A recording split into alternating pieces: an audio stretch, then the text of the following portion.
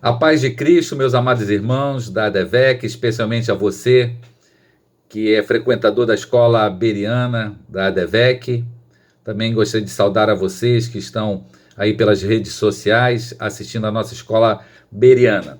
Nós estamos finalizando aqui esse trimestre, quer dizer, caminhando, né?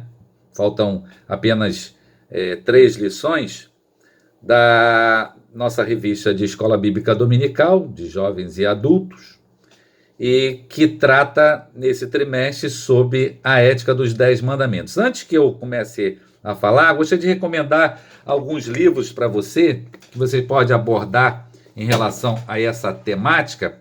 Um livro que recentemente eu li, gostei muito, foi esse aqui, do Dr. William Douglas, né, que é um juiz de direito. Esse camarada aqui, ele com acho que 25 ou 26 anos já era juiz de direito, se eu não me engano, né? Salvo engano.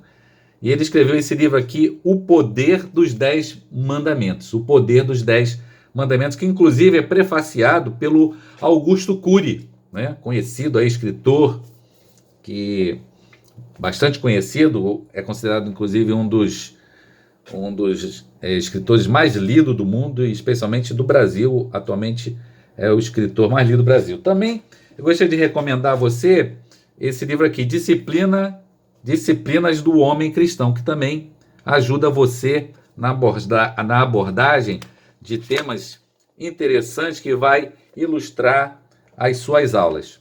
Como nós não estamos tendo aula presencial, mas é importante que você construa, através de uma boa literatura, conhecimento que futuramente você vai poder usar com toda a liberdade. A lição de número 10, que nós vamos tratar neste dia, fala sobre o tema Fale Somente a Verdade. Isso é quase que óbvio, né? Porque o contrário disso seria falar a mentira. E nós somos crentes em Jesus, somos da verdade, seguimos a verdade, e não podemos fazer aquilo que é contrário à verdade. E o que é contrário à verdade é a mentira, é o falso testemunho.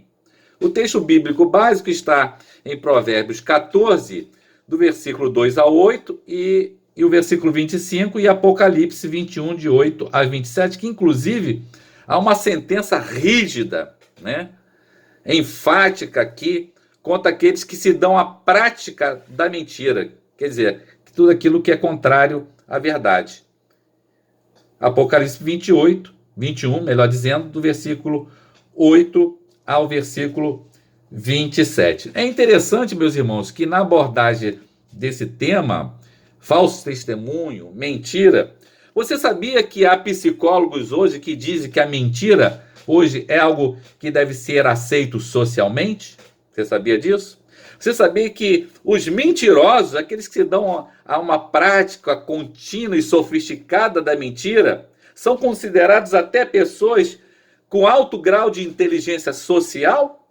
É isso mesmo. Você vê como a mentira está entranhada na vida dos homens, especialmente na nossa sociedade. Um escritor bastante conhecido, muito conhecido até mesmo pela grande maioria dos políticos, chamado Maquiavel, ele diz que governar é fazer crer, né? E não é somente fazer crer em verdade. E nós sabemos que a prática de muitos políticos é fazer com que o povo creia na verdade e na mentira, que é algo que é reprovável. Muito bem, a nossa lição, ela tem alguns objetivos, que é entender que o falso testemunho perante as autoridades é crime de perjúrio. Inclusive, no nosso Código Penal brasileiro, no artigo 342, se eu não me engano,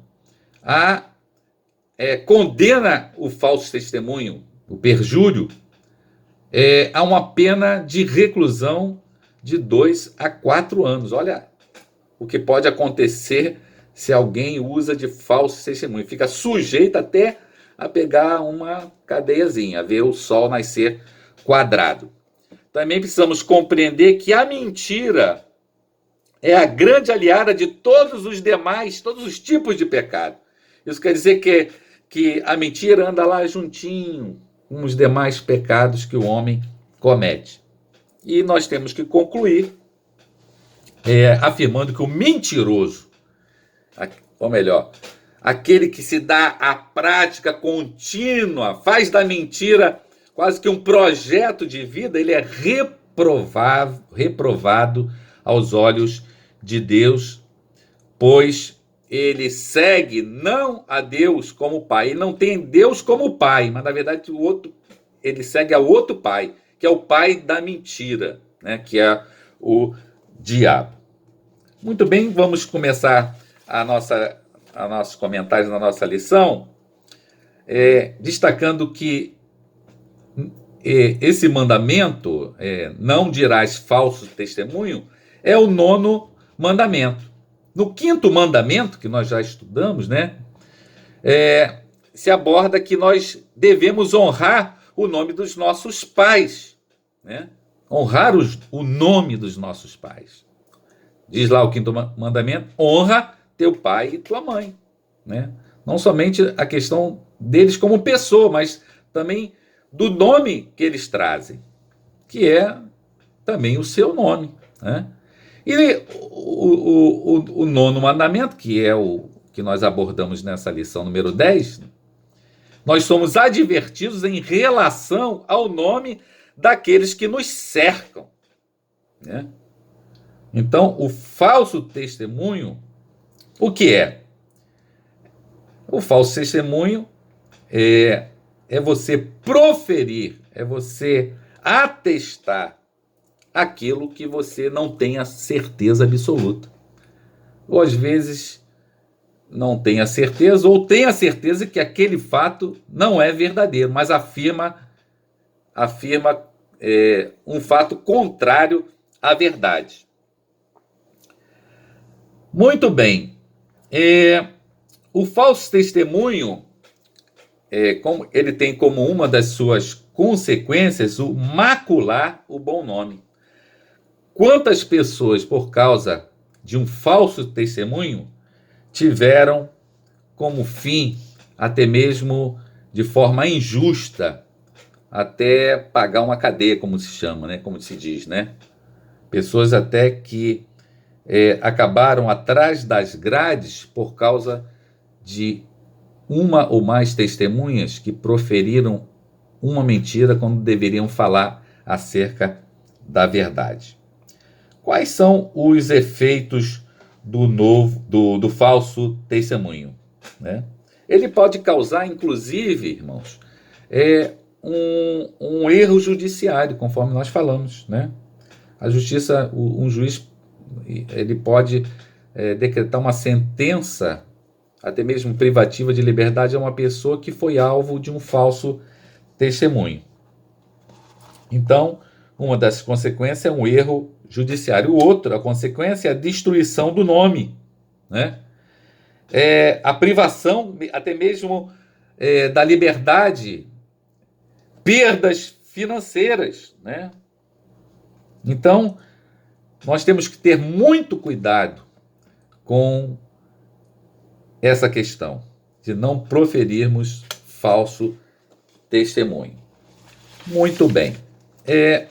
Quais são as fontes do falso testemunho? A nossa lição fala que o falso testemunho pode ter origem em algum ressentimento contra alguém. Pode também nascer de uma pessoa que dá lugar à inveja, né? Ou da influência de pessoas que tenham por hábito falar mal dos outros. É o famoso fofoqueiro, a fofoqueira, né? E nós temos que ter muito cuidado com quem nós andamos. Há um ditado antigo que diz: diga-me com quem andas e eu te direi quem és. E a Bíblia, apesar desse ditado, né, não está na Bíblia, mas há algo semelhante a isso, que diz que nós devemos nos livrar das más conversações, porque as más conversações corrompem os bons costumes. Está lá em 1 Coríntios, capítulo 15 e versículo 33. Então, os impactos de um falso testemunho, de uma calúnia, que também é um crime e que prevê punição severa contra aquele que lhe dá causa, nós temos que eliminar da nossa vida. Além disso, a calúnia, a difamação, né, a injúria, o falso testemunho é destrutivo porque se baseia na mentira, né? Sempre vai se basear na mentira. E o que é a mentira, né? A mentira, nós podemos dizer que o significado dela é o seguinte: é o discurso contrário à verdade. É afirmar aquilo que se sabe ser falso, ou negar o que se sabe ser verdadeiro. É enganar, é iludir, é ludibriar, e assim, dessa forma, torcer a verdade dos fatos, né? E a mentira é algo tremendamente reprovado diante de Deus. Quais são, podemos dizer, são muitos os objetivos da mentira. Uma delas é nos impedir de distinguir o verdadeiro do falso. Via de regra, aquele que elabora a mentira conhece a verdade do fato, né? E ele, de forma ardilosa, dissimulada, ele efetua deformações intencionais sobre aquilo que é verdadeiro, né? Então, a mentira, um dos objetivos da mentira é isso: é impedir de nós distinguirmos aquilo que é verdadeiro do falso. Então, nós temos que ter muito cuidado com isso. A verdade é que as verdades, irmãos, elas, via de regra, sempre virão à tona. As verdades, elas emergirão, né? De forma espontânea, poderosa, para colocar as mentiras no seu devido lugar. Então, vocês sabem que em algumas nações, agora se bem que está praticamente eliminado, quando alguém ia prestar um testemunho em um julgamento, elas tinham que fazer um juramento, né? Um juramento. Hoje, praticamente, se está eliminado, né? Isso está sendo substituído por uma determinação que um juiz deve dar àquele que presta o testemunho, de que se ele mentir, ele pode vir a ser penalizado. Então, na verdade, o juramento é a prova da existência da mentira no mundo. Porque se não houvesse a mentira, não haveria necessidade de juramento. Na Bíblia, mostra algumas situações em que a mentira ela se apresenta. Lá, conforme falamos, lá no Éden, Satanás, que é o pai da mentira, torceu a verdade de Deus, a palavra de Deus, para enganar a mulher, né, acerca da verdade que Deus havia dito a eles, acerca do mandamento que Deus tinha determinado. Ele torceu a verdade de Deus em mentira. Também há muitos textos na Bíblia em que a mentira aparece. Por exemplo, na vida até mesmo do pai da fé. Olha só, o pai da fé, Abraão, nós sabemos, né, que ele usou de uma mentira, né? Quando ele chega lá diante de Faraó e diz que Sara não era sua mulher, mas eles eram apenas irmãos. E por causa dessa mentira, Faraó é que acabou levando a pior. Ele foi ferido pelo Senhor, né? E até o ponto de ele entender que aquilo que Abraão afirmou como sendo uma verdade, entre aspas, né? Na verdade, era uma mentira encoberta, né? Também na Bíblia fala de alguns personagens, como até o filho, né, de Abraão, Isaac, usou do mesmo expediente com a sua mulher, né? E Jacó, E o Jacózinho, hein? Jacó, então, ele já traz o seu próprio nome, né? Jacó significa suplantador, usurpador. O estigma, quase algo que psicológico, algo que parece que até que herdado geneticamente, uma mentira herdada do seu pai, do seu avô, né? E ele usa também da mentira para enganar o seu pai, enganar seu irmão, enganar o seu sogro. Mas o que acontece é que às vezes o cara que se dá essa prática da mentira, ele também acaba um dia sendo enganado. Não é verdade? Porque é aquela lei da semeadura, vem sempre o retorno. Então, quem se dá a prática da mentira acaba um dia também sendo enganado. E Jacó, que era um mentiroso quanto mais, ele teve que ter um encontro com Deus para que a mentira deixasse de ser algo habitual na vida deste patriarca, né? A Bíblia também fala de um assunto um pouco mais complexo, que são as mentiras de emergência, aquelas medidas chamadas situacionais. Nós temos que ter muito cuidado. E normalmente essas questões elas são levantadas quando há, às vezes, princípios e normas universais que podem chegar a entrar em conflito.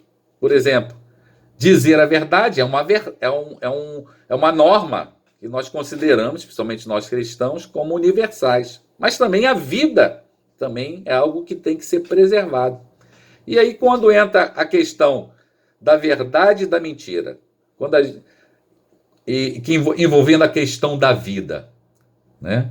Então nós temos que ter muito cuidado com isso, ser muito cautelosos, ok? Também no Novo Testamento, algumas referências acerca das mentiras. Exatamente, a Bíblia tem esse particular de deixar esses fatos bem claros para que nós sejamos instruídos. Por isso que Paulo, na sua carta aos Romanos, diz que toda a Escritura, né, ela tem esse objetivo, né, de trazer um ensino para que nós, ao sabermos dessa verdade, sejamos precavidos contra as consequências do falso testemunho e da mentira, né? E o exemplo clássico é de Ananias e Safira, discípulos, né?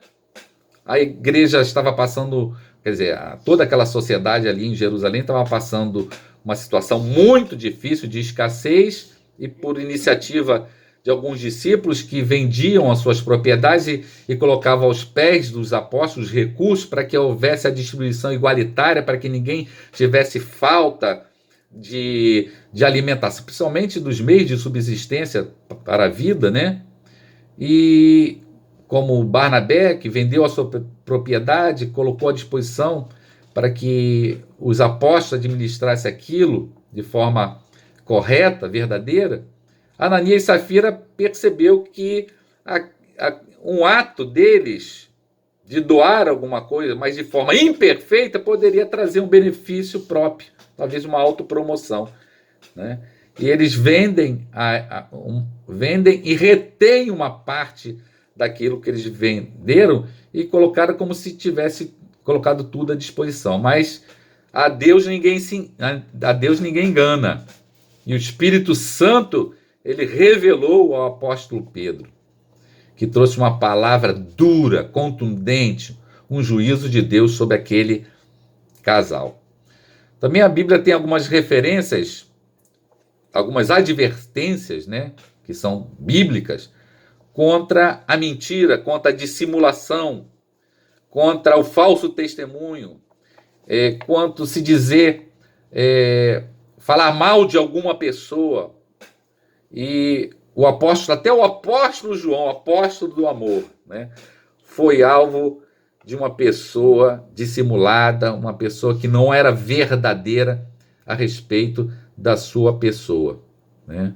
Um líder chamado Diótrefes, né? O nome até do miserável é difícil de pronunciar, né? Ele chegou ao ponto de proibir os crentes de receberem. Os crentes estavam sob a liderança desse Diótrefes, né? Proibiu os crentes de receber Quem? O apóstolo do amor, né? João, aquele que deitou a cabeça, né, no seio de Jesus, né? O homem de Deus que andou com Jesus, né? Certamente porque ele não andava de forma correta segundo a verdade do evangelho. Esse homem era um líder mentiroso. E um líder mentiroso, meu irmão, ele traz o mesmo espírito da mentira aos seus liderados. Graças a Deus, a nossa igreja é uma igreja liderada por um homem que fala a verdade. Graças a Deus. E às vezes, por falar a verdade, nós sabemos que o nosso pastor sofre duras críticas, né? Mas graças a Deus que a verdade ela sempre prevalecerá. Também Tiago, na sua carta, ele advertiu contra a mentira, né? Quando escreveu sobre que o homem, né, o homem de Deus, ele não pode ter uma língua dobre, né? Duas línguas, né?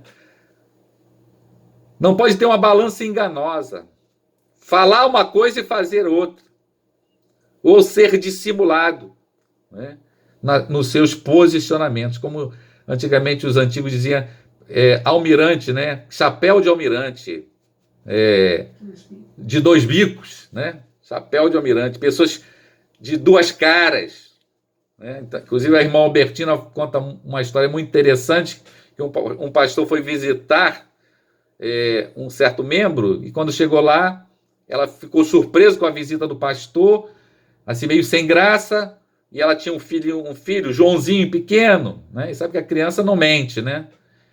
E quando ela viu o pastor, falou: pastor, que bom o senhor ter vindo na minha casa. Bom, né?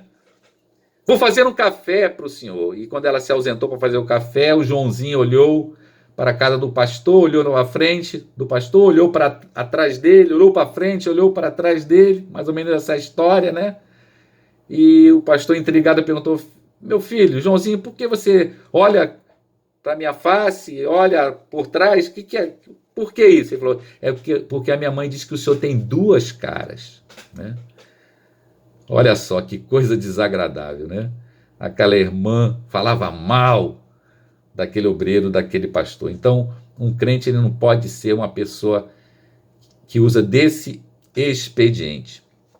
Irmãos, a igreja de Cristo ela é chamada da coluna da firmeza e da verdade.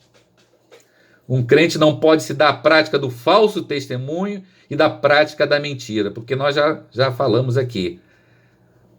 Satanás, ele tem uma filha unigênita, a mentira, né? E com a mentira ele traz todo o resto de pecado, né? Chancelando os demais pecados. A mentira sempre anda junto com os demais pecados. A Bíblia declara que a igreja do Senhor Jesus é a coluna da firmeza e da verdade. A nossa vida deve ser pautada pela verdade. Nós temos que abominar a verdade, porque há uma condenação lá em Apocalipse, que está lá no nosso texto bíblico básico, né? Que os mentirosos serão lançados no lago de fogo e enxofre. Então, que Deus abençoe a sua vida, que você ame a verdade, que ande na verdade, porque nós seguimos a Jesus, e Jesus disse: eu sou o caminho, a verdade e a vida. Que Deus te abençoe, meu irmão.